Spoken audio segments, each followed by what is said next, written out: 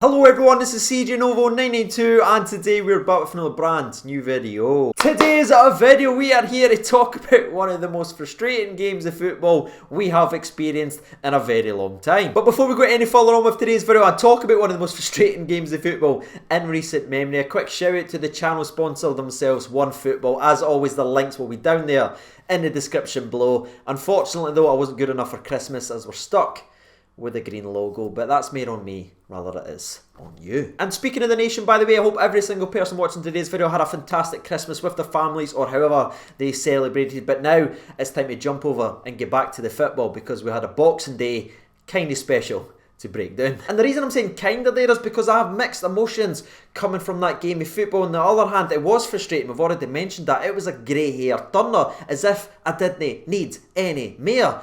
But on the other hand, that's just as impressive when you reflect back on it and going ahead and beating a team 3 or 4-0 that actually want to play football. To go against a team who has no ambitions, not even a hint of trying to play football at all, who's just sitting there to be utterly negative and pray and hope for a 0-0, to be able to battle against 10 men constantly in and around their box and to come away with the 3 points, that to me is excellent. Now, am I sitting here saying that the overall performance was excellent? Of course no, but the result was what mattered.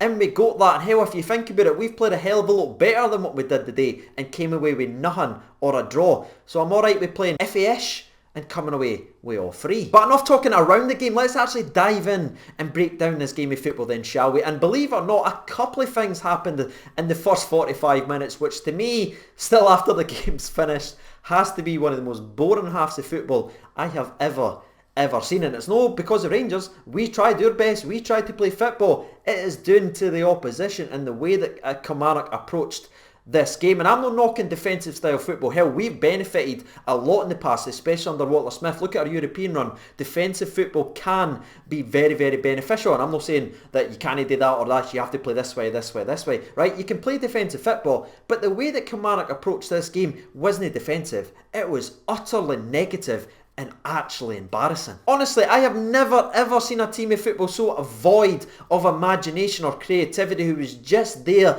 to park everyone at their box and just lump balls into the corners and hope and pray that time ran out. That's all I can say from the Kilmarnock perspective. The only person I will give credit to is the Kilmarnock goalie, who pulled off a couple of very impressive saves but didn't have to waste a lot of time, and that was clearly the mindset going off. You can come to Ibrox, I know it's a difficult place, I'm not expecting you to go gung-ho, but at least try and play football. That right there is why we get called tin pot. But on the football side of things, we did create one half chance, and it came from Jermaine Defoe, who got the ball very smartly at his feet from a quick pass from Glenn Kamara. There was a lot of quick build up from Rangers, and this time it just perfectly connected. A brilliant little give and go with Kamara into Jermaine Defoe. Jermaine Defoe sort of fakes to go left, gets the defender to buy it, and then cuts in. But to give a lot of credit to the defender, I think it was Bruce that was in there to block it. He gets the shot blocked away, and that was pretty much it for the footballing perspective in the first 35-40 minutes. However, as the game went on and got closer and closer to half time, the man Glenn Kamara came very, very close to breaking the deadlock, and it was a brilliant strike, but it just clipped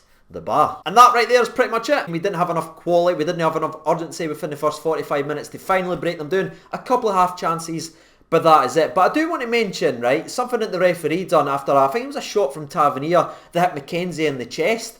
He stopped play when Rangers were on attack because the player was winded. What? I'm not kidding. A Rangers attack where we had men inside the box was literally halted by the referee because the guy was doing winded. Is that where the game's gone now? We're blowing fouls for getting winded?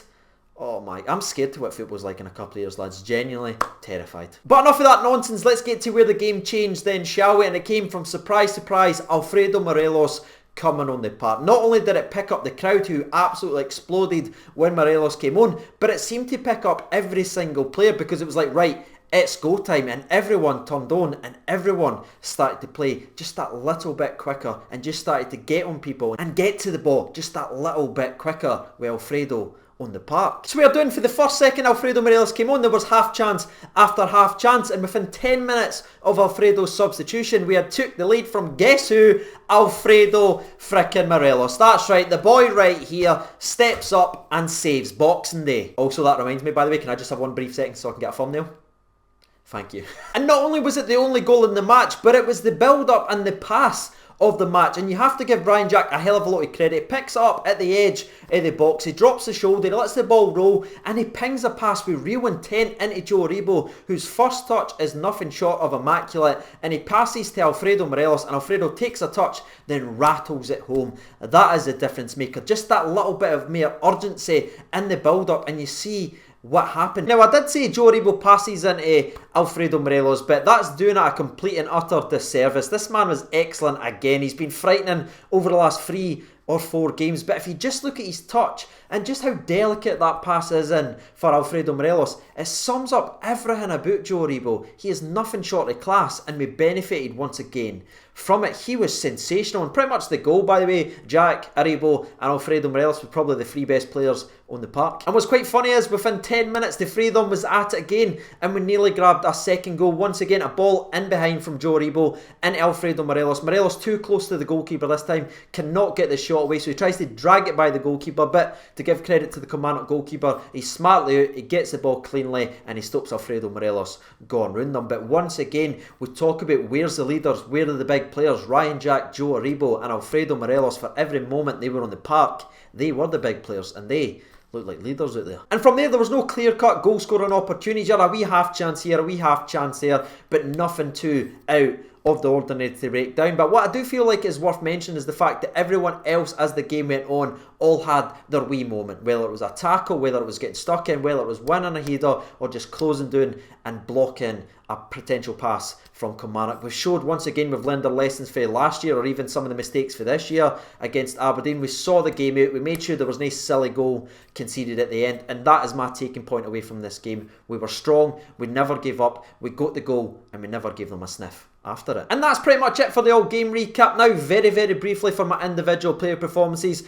Even though the 2 centre-halves didn't have much today, when they did towards the end of the game, I thought Katic and Connor Goldson was very good. And also, shout out to Connor Goldson, by the way. A couple of times his passing in behind that defence was spot on. That was good to see for the big man. I thought the 2 full-backs were pretty much left forward and right forward in this game of football. They weren't as good as they were at Easter Road or at Fir Park, but when they had to come back and defend, the both of them did that. Especially Bonabir Barisic getting a good slide challenge in about the 86th minute of the game, if I'm remembering correctly. But it was a midfield for me, and I thought when Stephen Davis came on the park, he changed the game as well, getting stuck in, and he's just clever up there. And once again, Alfredo Morelos enters Ibrox and he leaves the hero. That is what we like to see. And with that being said, that's me pretty much all done and dusted with today's video. Now it's time to hand the reins over to you watching today's video. What did you think about the game? What did you think about the performance? And who stood out to you? While you guys are sharing your opinion, I will jump over to Twitter and read from the people. So over at the poll then, there's already been 971 votes, and there's still over, there's still over 50 minutes remaining, so that's sensational. Thank you so much for getting involved. 6% votes for other, 16% votes for Bonabir Barisic, 28% votes for Ryan Jack, but the far and away winner, who not only won the man of the match poll, also won the official man of the match and the Rangers TV man of the match. That is how class he played, and it's of course none other than Joe frickin' Aribo. So let's see what the people's had to say then. Robert Lettler writes in, over the 90 it had to be Joe Aribo, but Morelos completely changed the game when he came on. One of the worst performances recently, but got the 3 points, and that is all that matters now. Let the battle fever commence. Ian McDougall writes in, gonna go with Kamara. Thought he was immense in the second half, breaking up play and getting forward, controlled the game, and Kelly's negative football attempt. Pitch looked shocking, ref was shocking, and Alfie is the king. Professional performance and 3 points will do me though. Yeah, great shout out. Hopefully I broke that down enough when I said the midfield for me during the individual breakdown. They were excellent. BF Gaga 992 writes in, terrible game but took the point, sign of a good team. Also Aribo putting in consistent performances now. Kent was not on his best game, sorry. Good to see Stephen Davis back. Stewart should be getting more game time. He's a great squad player. Great to see Morelos score. Bring on the 29th. Cammy McFarlane writes in, yous were all over us. Honestly, we deserve to be 5 or 6 down, but I would say Morelos' goal was a bit offside. Well done to yous though. I haven't actually seen the goal back. I don't know, and I'm not just saying that by the way. It didn't look offside to me. I don't know if a wee bit of the old Kilmarnock Blues are coming out there and Cammy. I haven't seen the goal back. If it is, I'll fire it down in the comment section below. To me, it just looked like absolute immaculate passing and movement for Alfredo Morelos. Anthony RFC writes in, Morelos is the love of my life. Ricky Forbes writes in, Morelos for me, he creates so many chances himself, it's just nuts. 20 minutes, he had three one-on-ones. He is really special. And the last one we'll read out in today's video, we'll scroll all the way down here and we'll stop it here. And it's a longie. Don't. Right, and it comes and it comes from Ali Mackay, and he writes in, Aribo, man of the match for me. That was honestly the most boring game of football I've seen this season. The defensive anti-football Kilmarnock produced today is one of the main reasons Scottish football gets offered crap TV deals, as no one outside of Scotland would watch more than 10 minutes of that crap. Well, there it is, ladies and gentlemen, an absolute fiery statement towards the end there from Mackay. But that's it. You've heard from the people, you've heard from myself. If you haven't done so already, you know what to do by now. But as always, I've been Sage992. I'll see you in tomorrow's video for a ridiculous Rangers rumour. And bye.